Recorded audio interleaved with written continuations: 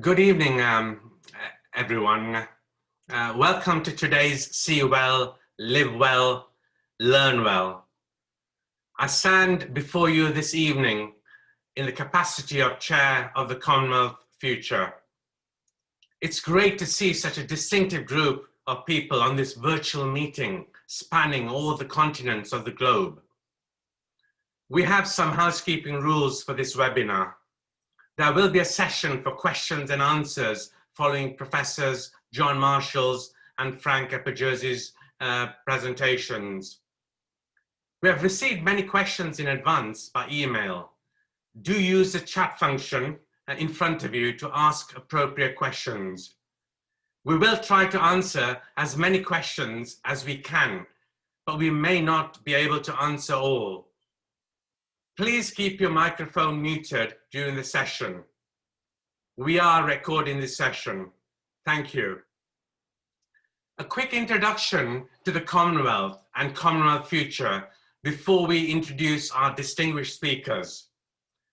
The Commonwealth represents one of the largest groupings of countries outside the United Nations, with almost a third of the world's population joined by the shared values of free and democratic societies, the promotion of peace and prosperity to improve the lives of all the people of the Commonwealth, and the role of civil society in supporting the goals and values of other Commonwealth.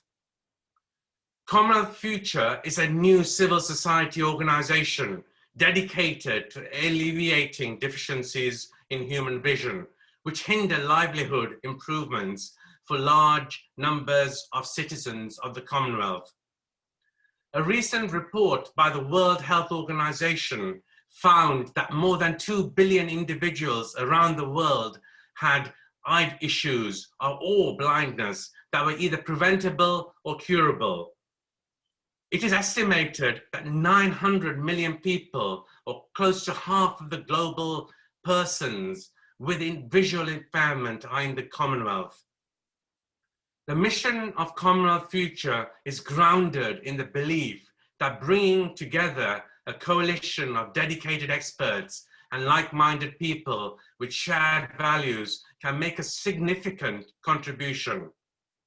Our focus is to address the deficiencies in vision and eye care challenges in the Commonwealth through education, engagement, and knowledge sharing in society, making changes throughout the world through impact and ideas. We hope to create a platform where we can acquire and share knowledge, engage in dialogue with friends across the Commonwealth for the progressive development of eye care and correctable vision. One area we feel passionate about is education and knowledge. These are the tools that enable us to fulfill our potential, our livelihood, and our quality of life.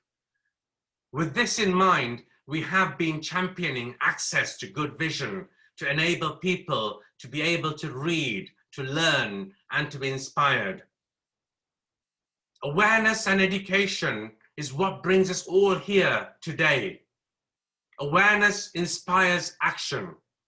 Education empowers us to make the right choices, to share our vision about eye health across the entire Commonwealth.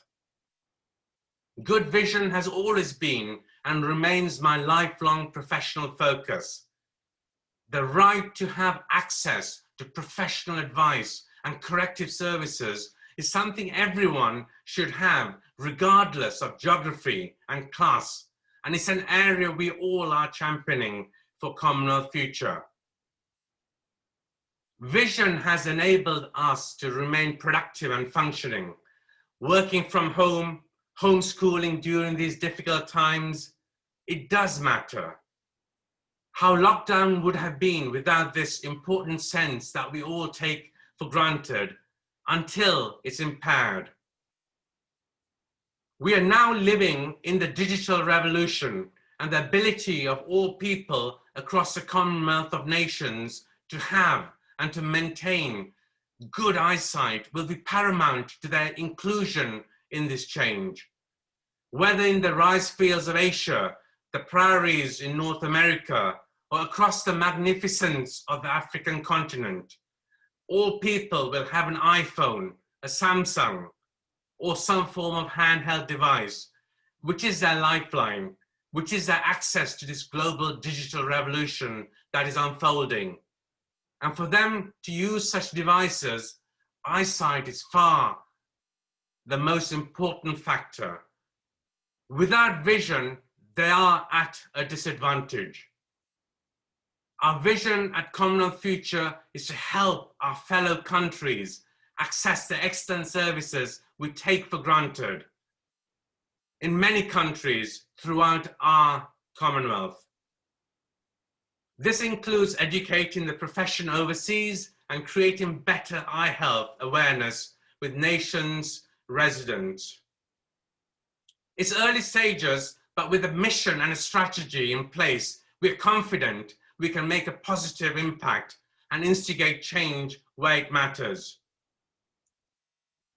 Today's session mirrors this mission. See well, and you really can live life to the full and learn something new every single day, be it academic, self-improvement, or practical life skills. Good vision is a commodity that should be available for all across the Commonwealth. We hope that the Commonwealth Future's commitment, focus, and combined skills can play a pivotal role.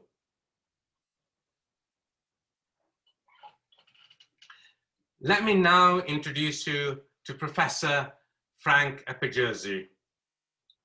Frank is co-founder and co-director of EyeTools, an online and development platform which helps eye specialists improve their knowledge, clinical decision-making, and personal effectiveness skills. Frank's first career was as a geologist working in oil exploration in the North Sea. He then decided to change his career and gained a degree in optometry from Aston University. After graduating in 1990, he secured a training position at the Birmingham and Midland Eye Hospital, where he learned the crafts of pediatric refraction, complex contact lens fitting, and specialized in low vision rehabilitation. After leaving the eye hospital, he worked in a mix of clinical settings and countries providing eye care in Ghana and Vietnam, and somehow found time to complete a PhD in 2000 on the topic of low vision. He became a senior lecturer at Aston University School of Optometry and eventually was head of optometry, gaining an MBE in 2009 and a master's in education in 2017. There are only a handful of optometrists internationally with the accolade of a doctorate, MBA, and being a fellow of the Higher Education Academy. In 2017, he spent 6 months as interim deputy head of Aston Business School before joining the Center for Learning and Innovation in Professional Practice as Dean and Professor in Learning Innovation. He has contributed to optometry curricular development and quality assurance at master's and undergraduate levels in Jordan, Palestine, Spain, Denmark, Singapore, and the United Kingdom. He has written many research articles and authored 5 books. He has recently published very interesting The Art of Clinical Practice in Optometry. Professor Frank will now speak on his experiences in the Commonwealth and Eyecare. So over to you, Frank. Thank you, Dr. Zivadin, for that introduction and for asking me to take part in this series of presentations. And welcome to everyone who is listening. I realize that for some of you, this will be very early in the day, and for others, this will be very late in the day. If I may start with a brief resume of my experience of working as an optometrist and an educator in Commonwealth countries. I've provided optometric education to Canadian optometrists, Ghanaian optometry students, Tanzanian optometrists, Pakistani optometrists and optometry students. And I'm currently providing quality assurance and quality enhancement on an optometry program at Aston University in Singapore. When I was in Ghana, I also worked in direct service clinics in rural areas, providing vision screening, eye examinations, and recycled glasses to people in those rural areas, recycled glasses from the UK. When I was in Pakistan, I helped in curriculum development on an optometry program at the Al Shifa Trust in Rawalpindi. My overarching impression from working with many eye specialists and educators in these Commonwealth countries is that there is a great thirst for knowledge and for understanding. Eye specialists and educators want to get better at what they do. They want to provide the best possible service for their patients and the best possible education to their students. A look at the research literature indicates that there is a prevalence of uncorrected short and long-sightedness in school-aged children and university students, ranging from around 3 to 11%. This is in countries, in Commonwealth countries, where optical services have yet to be fully developed or developed at all. The higher figures are from studies of rural school children. And by uncorrected short and long-sightedness, I mean blurred vision that can be overcome simply by using glasses. What I find very upsetting about these figures is firstly, that they are similar to those of when I qualified in 1990. Not much has changed in the last 30 years in this regard. Secondly, the production of a pair of glasses is around $3 US. The production cost of a pair of glasses is around $3 US. That's the total cost of a frame and 2 lenses. Can I have the first slide? Thank you. For children who are short-sighted, the effect of not having glasses is blurred vision when looking at things far away, such as the board in the classroom. And that's what this slide is mimicking, a blurred board in the classroom. Can you imagine trying to follow what the teacher is teaching if the board looked like this? Full educational potential simply cannot be realized for a person who sees the board in this way. The second slide, please. Thank you. For children who are long-sighted, the effect of not having glasses is blurred vision for close things, such as the print in books. And that's what this slide is mimicking. High levels of long-sightedness, however, can also cause the board to be blurred, as well as the print in books to be blurred. Again, can you imagine trying to read a school book if the print looked like this? Full educational potential simply cannot be realized. Now, some children will tell their teachers or parents that they can't see well, but other children will think that their blurred vision is normal, and it's the same for everyone in the class. They think that they simply aren't trying hard enough. These children are not likely to reach their full educational potential. Also, some children with known blurred vision, known long-sightedness, known short-sightedness, who need glasses, are in the really sad situation that their parents cannot afford to buy them glasses, even though their blurred vision problems are documented, they're well known. Simple vision screening methods could be used by teachers or health practitioners to identify children with poor eyesight. And these methods can be traditional vision testing charts. These are the sorts of charts I've used in direct service clinics in Ghana, or they can be smartphone based. An alternative to vision screening would be a public health campaign encouraging children to speak up if they can't see well. And I've seen, again in Ghana, public health campaigns on other aspects of healthcare work incredibly well. Such a campaign could be organised through a collaboration between government and in-country eye care associations. A fully developed optical service will not just help those people with sight problems reach their full educational and life potential, but will also create employment for others.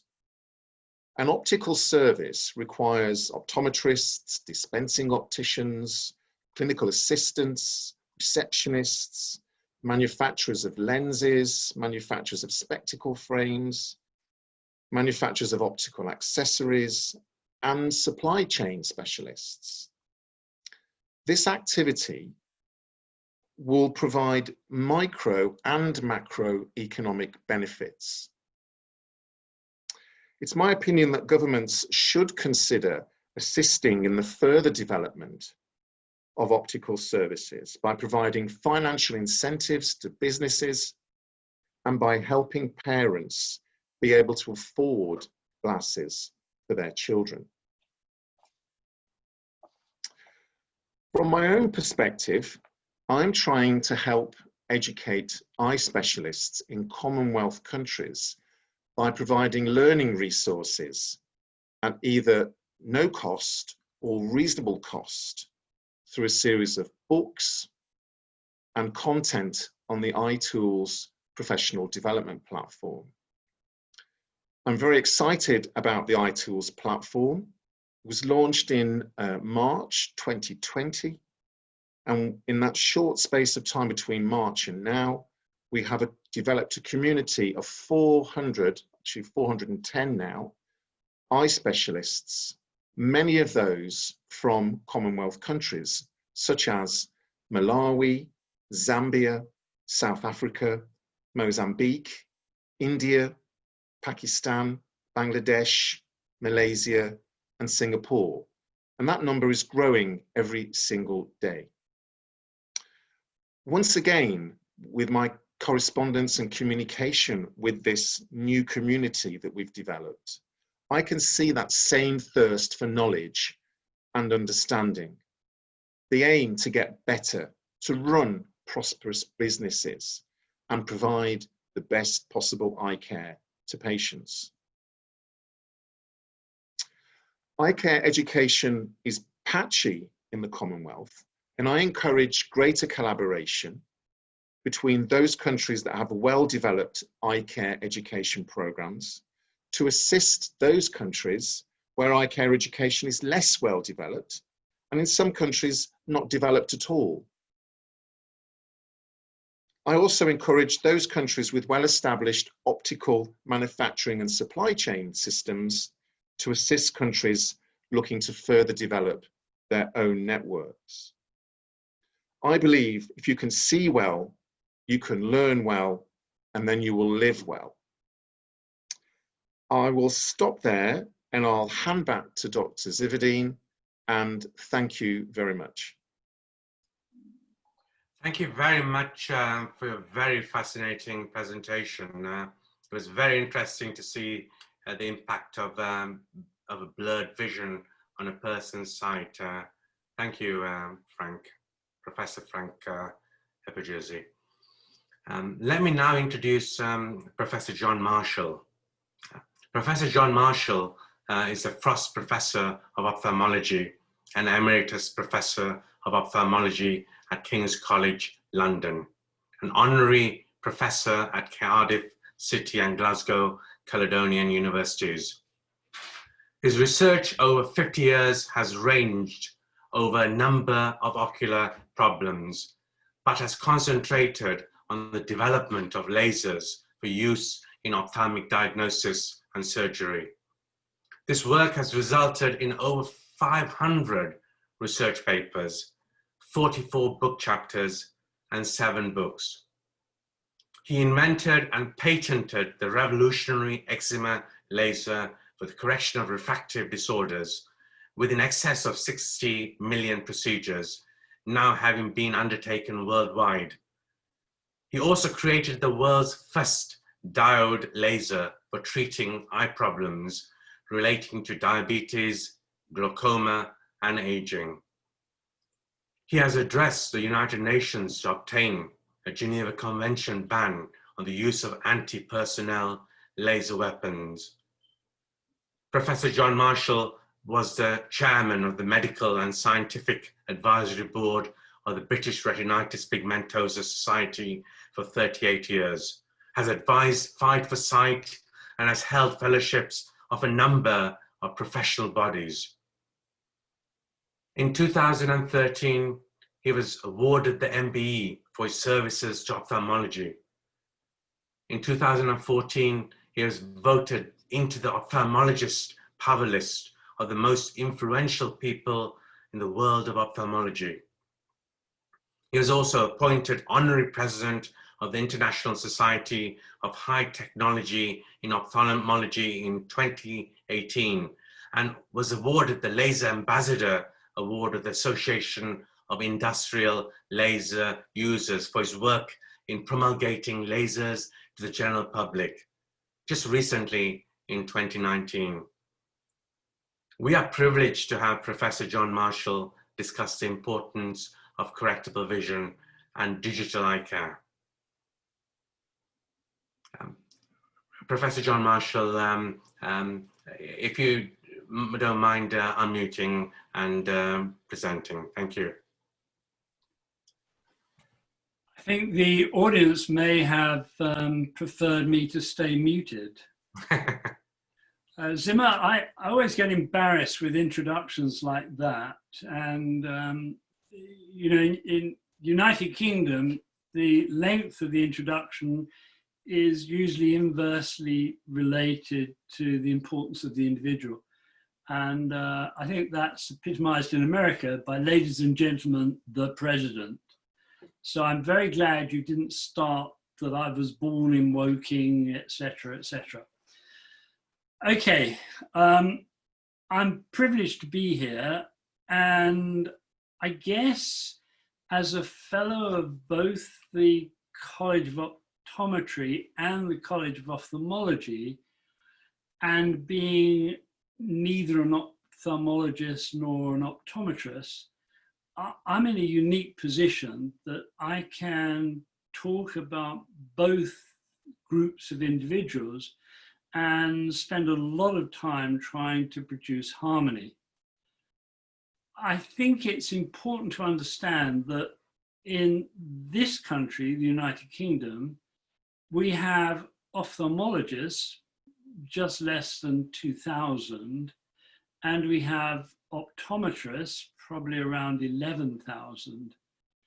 Now, ophthalmologists are surgeons who carry out eye procedures, and optometrists are the people that really do a hugely beneficial job providing people with their initial introduction to eye care, and as Frank has just said, correct many of these problems, indeed most of these problems, with appropriate spectacles.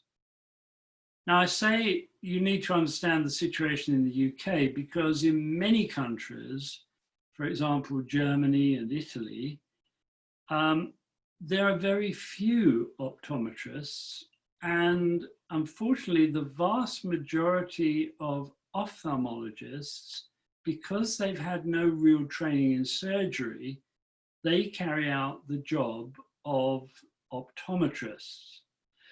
And there's been a lot of conflict in the past to protect the positions of ophthalmologists on one side and optometrists on the other. I'm delighted to say that this artificial barrier is being broken down.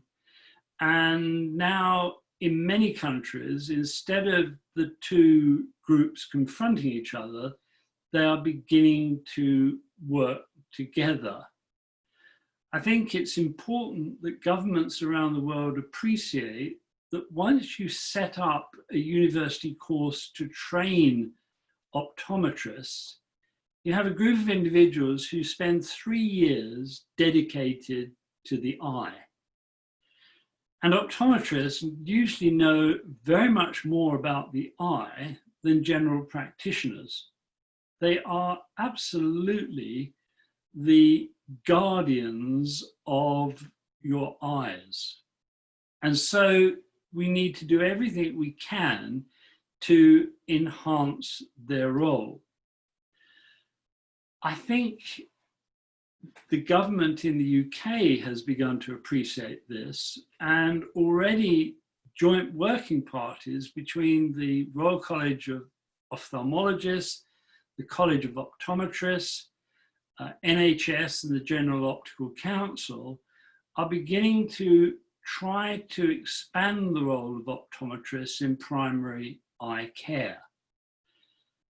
One of the problems in the past has been that optometrists can detect eye disorders, but they should not diagnose eye disorders. Now that's a little bit silly, because having detected a disorder, in the past there was a long process whereby the patient was sent to the general practitioner, who wrote a letter and sent them to the ophthalmologist. Now in the digital age, we're seeing a very interesting development. And again, Frank has been involved in this with his program of eye testing. We're now seeing very sophisticated computer algorithms, probably a dreadful word given the fiasco that algorithms have set up in advanced education in UK this past week. But we do have algorithms which are very accurate and allow many of our diagnostic machines to automatically diagnose particular eye problems. So in optometric practices, we will very soon have the situation whereby the machines that are used to examine the eye diagnose the problem, and if the problem is very serious and needs passing to an ophthalmologist, so be it.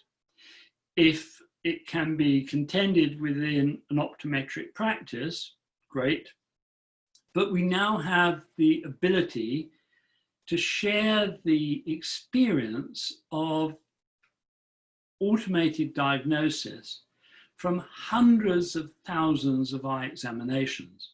So instead of being dependent on an individual who perhaps is newly in practice and has seen 20 or 30 cases of a particular condition, the machine, because of the algorithm and the integration of data from all over the world, will perhaps have seen hundreds of thousands. So our world is changing, and very much for the better. Optometry has done a fantastic job and is going to do an even better job. Part of that within the Commonwealth is dependent upon the sort of work that Frank is doing. We have to have education and progressive education throughout all the Commonwealth countries. Some Commonwealth countries do extremely well at the moment, others do not. But hopefully, with an organisation like Commonwealth Futures, we will be able to make sure that there is standards that are adhered to and practiced around the world. On a recent trip to India earlier this year, I was amazed to see in one eye hospital in Bangalore, the most fantastic genetic diagnosis laboratory that any country would be proud to have. Half an acre of stainless steel with the most modern machines. So countries are moving and we should learn from each other and help each other. Again, Singapore has an amazing eye care system and one of the leading eye hospitals in the world. Canada, amazing role in terms of pediatric ophthalmology. Australia played an enormous role in the growth of optometry through the work of Brian Holden and highlighting the fact that many people who couldn't see, and you and I would perhaps say, well, they must have some form of terrible eye problem, really was because they couldn't focus. And as Frank demonstrated, if you're short-sighted as a child, it's a huge problem for your education. Equally, when you're a senile professor like myself, you have problems of seeing things close to you because the lens inside your eye is hardening. I usually say to people, it's when your arm gets too short to read your watch clearly. And that's the long sight of old age. And all of us are going to suffer from that unless we have cataract surgery, which many of us will have. But again, eye care throughout the Commonwealth has shown a leadership situation. We share techniques, we share education, we need to do a better job. And I'm glad to see that Frank has already moved on to the African subcontinent, as has one of my ex-colleagues from St. Thomas's, who is training ophthalmic nurses throughout Africa and has recently started a new program of training in China. We mustn't be set in our thinking of the past that some countries are very advanced and some countries are not nearly so advanced. Things are moving very, very rapidly. And as countries expand their economies, then they can take on more and more of these health management roles. As Frank said, basic spectacles are very inexpensive. A cost of $3 for a frame and 2 lenses, that's amazingly low. But again, think of the situations that these things are being used in to correct vision. Spectacles are great for school children in a classroom. They're very good for most office workers and a lot of industrial workers. But if you're a farmer in Bangladesh or India, and you've waited for a long time to get a pair of spectacles, but you're doing dusty work in a dusty environment, you may rub the lenses and scratch them, or you may break the lenses. And therefore, you may have another long wait to get another pair. So already some of my surgical colleagues are beginning to do charity laser correction in some of these countries to those groups of individuals where wearing spectacles may be difficult, or more importantly, preserving the lifetime of spectacles may be difficult. So a one-off surgical procedure, which takes about half an hour on a charitable basis, has done extremely well. I think many of you will have heard of Project Orbis, in which an aeroplane flies around the world, many Commonwealth countries, and carries out advanced eye surgery in Commonwealth countries. I was very disappointed because the one trip I had on Orbis there was an engine failure, and having left Heathrow, we landed in Manchester. And I thought, clearly, I'm now in a third world situation, and people in Manchester need help from London experts. I apologize. Orbis is doing a great job. And we're also seeing surgical trains which are doing a similar excellent job. I think what I'm trying to convey to you is that for the first time in my lifetime, ophthalmologists and optometrists are working together for the greater good of the patient group. For the first time in my lifetime, we're seeing huge improvements of self-diagnosis using iPhones and similar devices, or portable devices. We're seeing machines that diagnose problems so that the waiting time for the doctor's comments are significantly reduced. It's happened in brain surgery with brain scans, and it's happened in cancer surgery.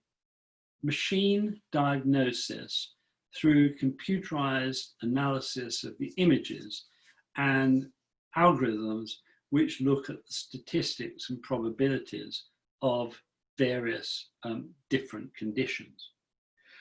I think we have a great potential future in front of us, and I would like to see Commonwealth Futures acting rather like a King's Fund analysis for eye problems throughout the Commonwealth. We need to set up committees where people report particular local problems, and within those committees, we need individuals who have expertise in taking on those problems. We clearly need funding to improve education, and I think we are very lucky to have someone like Frank on board who has experience of education in these areas and the use of novel technologies. I think we are going to see a huge change brought about by genetics. I have a genetics company which was set up to screen for inherited eye conditions. And we developed from that to genetic therapy. Indeed, we're on the verge of having a gene therapy which will be topical, i.e. everyday drops to connect to genetic disorder. So just think about that. But the importance of this is the flexibility of understanding genes. This company, which was started exclusively for eye problems, is now doing screening for COVID-19 very successfully. And so the future is very much going to have a very strong genetic element with genetic diagnosis and personalized medicine. So I would herald what Zimmer's doing. We all need to see well. We all need to learn well and to live well. And when you get to my age, you try not to have lived too well. Bob Hope once said, middle age is when your age shows around your middle. So not only should we be concerned about our eyes, but we need to be concerned about our diet and the effect of our diet on our eyes. But that's a whole new area. So I'll stop talking and hand you back to Zimmer. And thank you very much for those excellent points you have made in daily mirror language, Professor John. And thanks for your kind sentiments and advice to the Commonwealth Future, which we will consider very carefully. Thank you very much. We're now going to move to the question and answer session. I'm going to begin with Professor John Marshall and direct the questions to him one-to-one. Professor John, why do you think there's such a variation in eye care in the Commonwealth?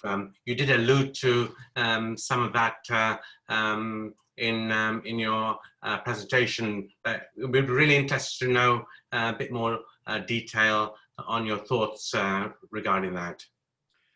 Well, there's always going to be underlying differences between countries in terms of the genetics of individuals. But I think the main problem that we've seen in terms of the major differences in eye care really relate to the economies of the various countries.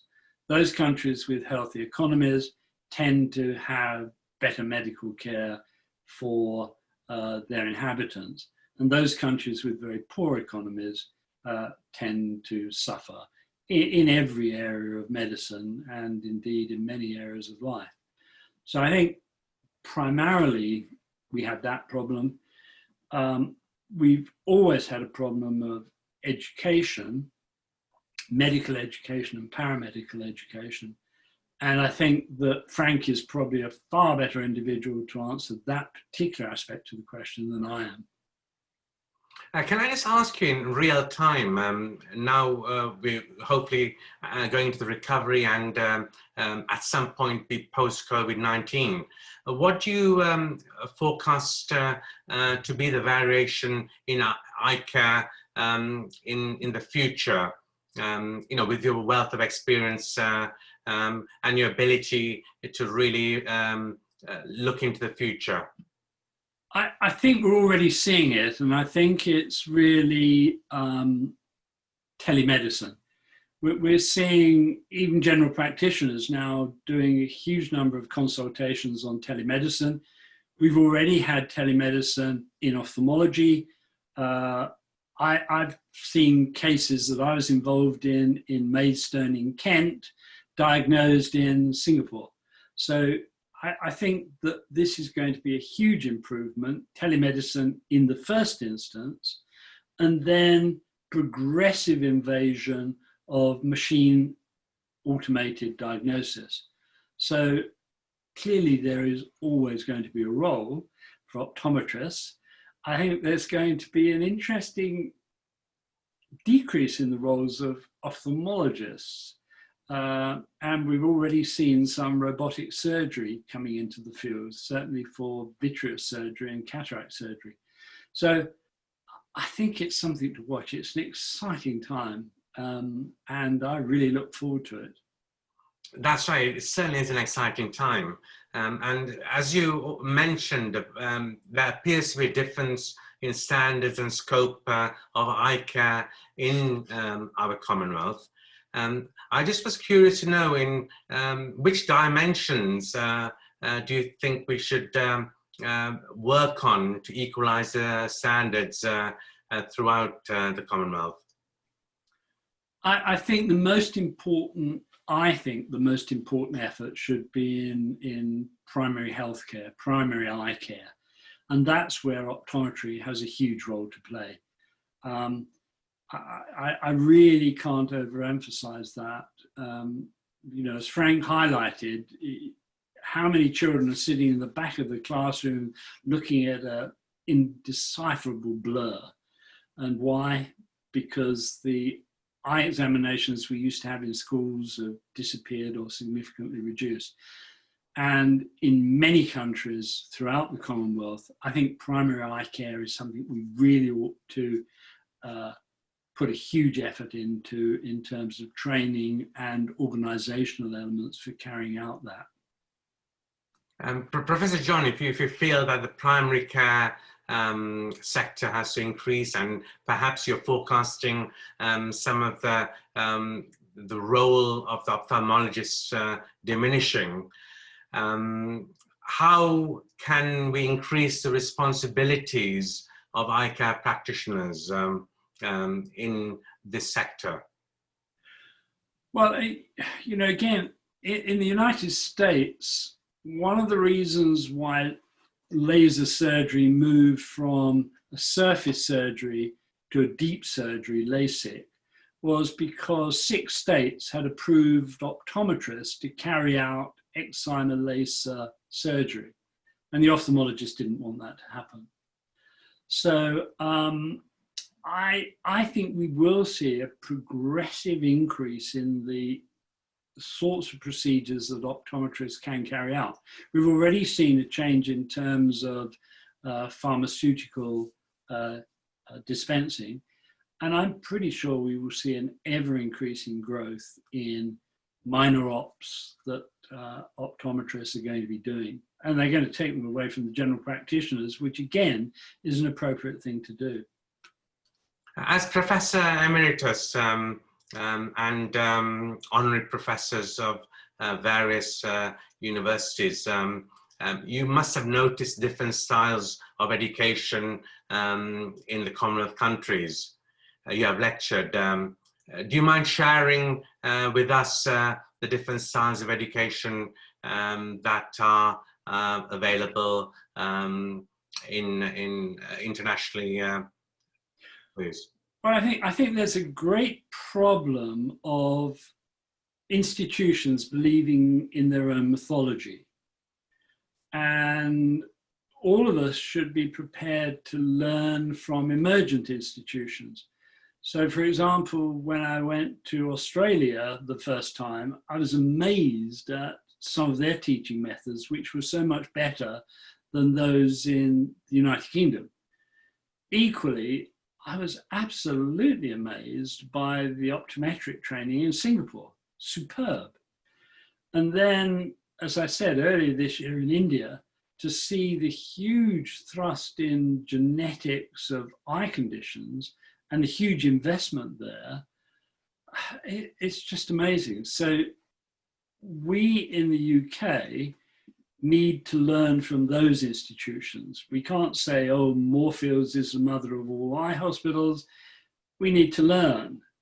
And we need to learn the new technologies from other institutions and new teaching methods. And with the effect of COVID-19, we're all having to learn how to do virtual lectures and video training and virtual seminars. Great. Who does that best? Probably Harvard or University of San Francisco. So you learn something everywhere you go. I learned a lot in Brian Holden's unit.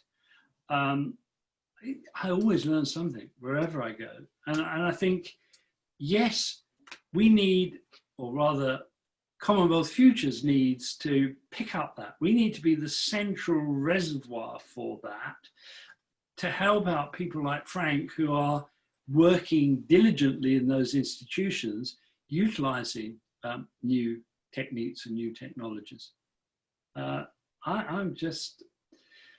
I'm fully supportive of Frank, and I've talked too much and I'd like to listen to him, please. Just one question which a viewer has asked. You've had a very illustrious career, Professor John. Could you give us your thoughts on how you've been able to excel so high in your field?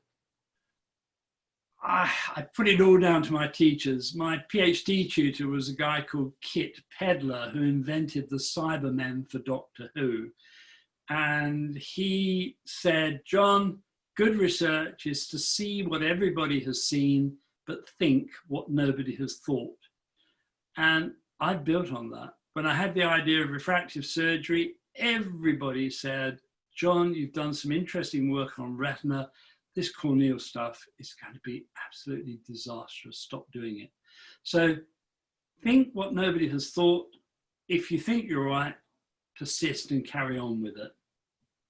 Thank you very much, Professor John. I really appreciate that insight.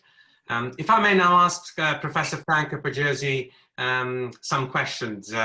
Professor Frank, as I said at the beginning, vision really is a wonderful sense that we should be able to experience every day. And I'm delighted to see such a group of influential individuals come together today to learn more during today's debate and discussion. You mentioned your work in providing direct service and education in Ghana and other countries. Which aspect of this work do you think brings the most benefit? Yes, well, when I worked in Ghana, I worked at the University of Kumasi in the fledgling optometry department there. It just started a couple of years, and I helped in workshops. I gave some lectures, some tutorials to the students there, and then on other days I went to these direct service clinics. Now, I think the education side is far more beneficial. In the direct service clinics, we were issuing recycled glasses from the UK. The prescriptions, we got them as close as we could to what the person needed. Sometimes they were, the spot-on prescriptions. Sometimes they were just slightly off. But that bothered me. It bothered me that we were providing glasses without the optimum prescription to some of the people that we were working with in these poor rural areas. And I'd been trained to provide the optimum prescription. So it stuck in my throat a little bit. And also I realized that there was again, a fledgling optical service developing in Ghana. And I felt that perhaps by taking recycled glasses from the UK and providing those to people in great need, nevertheless, perhaps undermined the fledgling optical service that people had already we're trying to develop. And there's that great saying, if you give a person one fish, they can eat for a day. If you teach that person how to fish, they can eat forever. So I'm a great believer in education. For me, that trumps direct service clinics. You mentioned using smartphones for vision screening. Would this be expensive, Professor Frank? I don't think it is expensive. I've done a little bit of research on this, and you can get apps, download apps for free. However, I'm a little bit cautious with smart devices for vision screening. I think they've got a great potential for telemedicine, as John was mentioning. But for vision screening, I think I'll call it the old-fashioned way of using testing charts. This is what I've used in the past. Tumbling E's are very effective. The charts are low cost, very robust. Everyone knows how to use them. And as long as you've got good lighting, I think the traditional test chart in terms of vision screening outdoes the smartphone. Smartphones can be expensive. You need to make sure that you have an electricity to supply to charge them. Again, I've been in villages in Ghana where there's no electricity supply, and in Pakistan.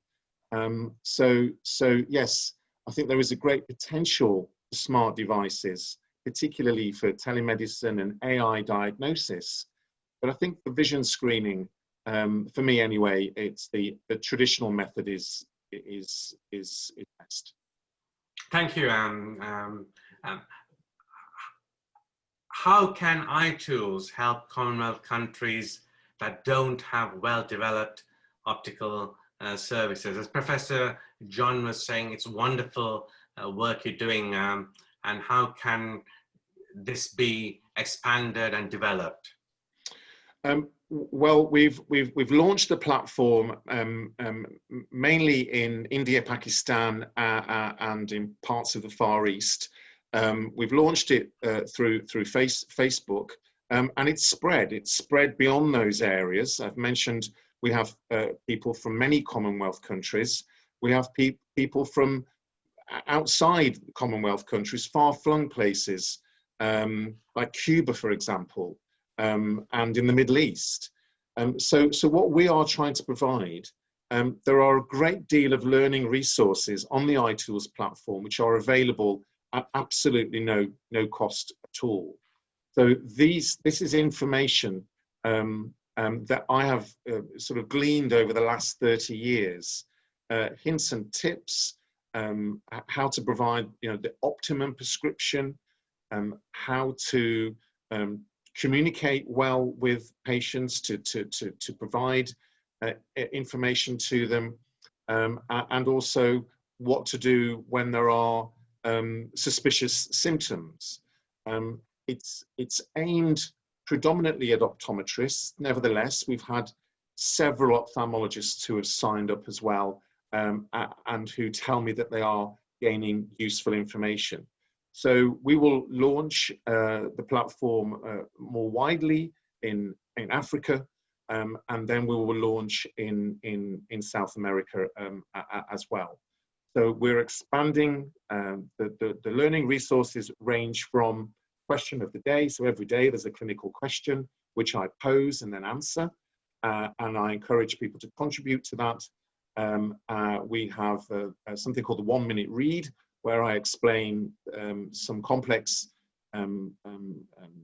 eye health technology in very straightforward terms.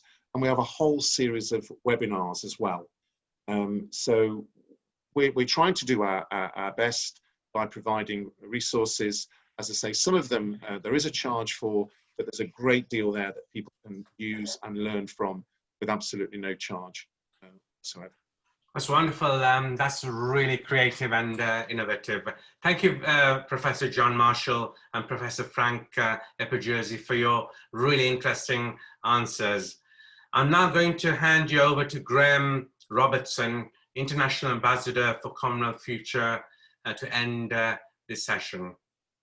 Thank you. Thank you so much, and thank you, Frank. Thank you, John. Really enjoyed that this evening, and really appreciate you joining us. I think, Frank, we'll put a link on our Commonwealth Futures website and link through, so you can. Very impressed with your membership increasing so quickly since March. That's great. And one of our goals as well is to increase the Commonwealth Futures membership. And one of the things I wanted to do in summing up tonight was to sort of make an appeal to all our audience. We've heard the importance today from our two speakers, how important it is to get that message out and to share. And if I could ask everybody that's been on tonight, if you can, we're not asking you for funds and membership fees and things, but we are asking you to share Commonwealth Future name and details with your friends, your colleagues, your contacts, so we can also spread the word through these events that we have regularly. So if you could all do that, we would really appreciate it. I always smile when I get one of those charts, Frank, and I always want to put my hand over my eye, and when the optometrist says, please read the top left, I always want to go, copyright 1992, printed in London. Oh, sorry, top left, I thought you meant bottom left, in the tiny writing there. But one day I'll have the courage to do it when I go in. I also wanted to sort of let people know just very briefly about our upcoming webinars that we have. So on the 17th of September, we have Sir Anthony Selden. I don't know if any of you have seen Sir Anthony speak before. He's very much a biographer of our Prime Ministers, has written many biographies, former headmaster of Wellington College. And he is a wonderful speaker. He's speaking about character. Please join us on the 17th of September. I think you will enjoy him, his talks. He's very amusing, very entertaining, and very thought-provoking. So that's our next one. And then in October, we have Lord Boateng, and we're also going to be joined by a High Commissioner from the Caribbean. So again, we're going to take another angle, another look at another Commonwealth country in some close up, and get some views from a few people. So we're looking forward to Lord Boateng. So we're trying to do as many of these as we can and vary them around and focus on the Eyecare component, but also pop around the Commonwealth as much as we can and share that throughout our membership and the audience that is growing. So thank you so much, everybody. I so appreciate the time that you've all given this evening. Thank you again to the Commonwealth Futures team that have put this together. And we hope you join us for our next one. I hope that you don't mind us, that we email you every now and then. Thank you so much. The email addresses are there on the screen. And you can email myself or Zimar or Michael there, or just events@Commonwealth Future. So until next time, I think that's our hour just about up, and really appreciate you joining us. See you next time. Thank you so much. Take care. Thank you.